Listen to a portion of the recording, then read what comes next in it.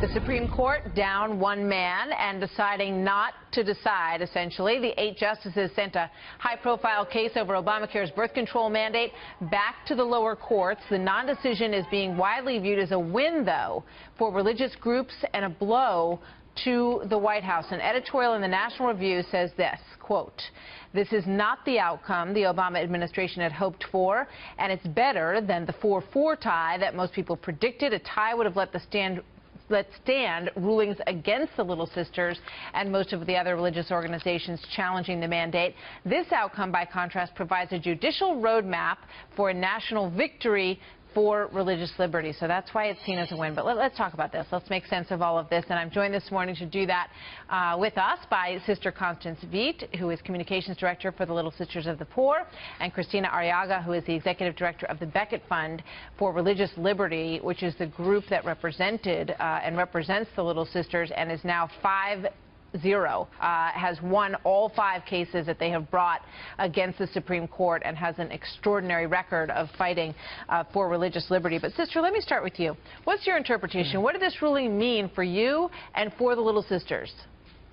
Well, for us, it meant that the Supreme Court acknowledged what we had been saying all along and what the government finally admitted in their supplemental brief, which is that there are other ways that the government can achieve its goal of providing these services without involving us.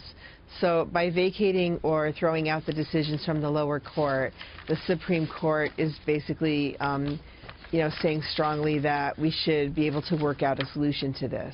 Yeah, one of the words that was used a lot about this, Christina, was that they punted.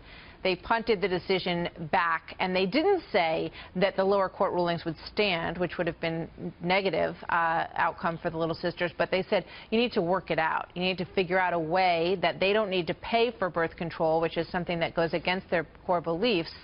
But is it a long-term win, do you think, Christina? Oh, absolutely. What the Supreme Court did was quite extraordinary. It issued a unanimous order telling the government a number of things. First of all, it told the government it could not fine the Little Sisters. As you know, for the last 4 years, the government has been threatening the Little Sisters with $70 million in fines per year. It also told the government that it had to work it out. It allowed the government to sort of fulfill its word. I mean, the government told the Supreme Court that there were other ways in which it could do this. And it also told the government to take its time and do this right. This is a big win for Little Sisters, but it's also a big win for all Americans who want to live according to their deeply held convictions. The government gets to meet its goal of providing contraceptives and other services to women who want them, but also the rights of Little Sisters are protected as well. Yeah, Sister, what do when you look back on this whole thing, what do you think about it? Why do you think the government came after you? Why did the administration want to level $7 million in fines against the Little Sisters of the Poor? Wouldn't it have been easier for them and better PR to just leave you alone?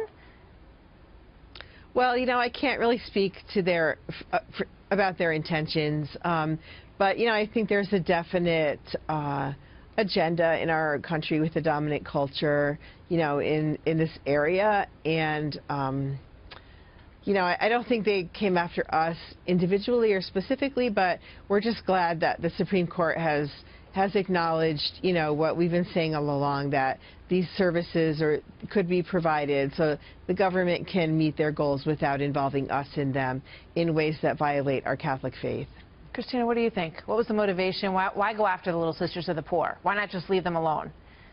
Well, this conflict never made any sense, and what the Supreme Court did is it laid a path for a win-win scenario. The Supreme Court knows that 1 in 3 Americans are not subject to this mandate, that the government had exempted its own military health care plans, its own Medicare plans.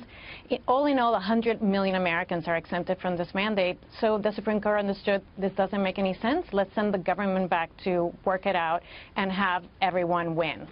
So, Christina, let me stay with you for a moment. When you look at the election coming up, and you hear the discussion, or lack of discussion, some might say, about religious liberty, how do you feel about the future for these cases and for your cause, which I know you feel is so important in this country? Well, the Supreme Court has gotten it right for the last 5 Supreme Court cases, right? They understand that religious liberty is not the eccentric uncle of the human rights family. And I have great faith in the American people and in our justice system, and I think that religious liberty will ultimately prevail because it's a core American value. Sister, you think prayer played a role in all this? Oh, definitely. And, you know, as Christina said, she places her faith in the American people.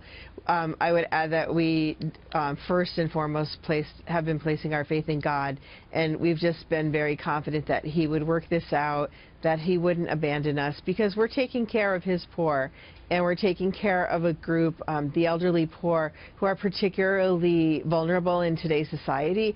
So there was no way that God was not going to take care of us.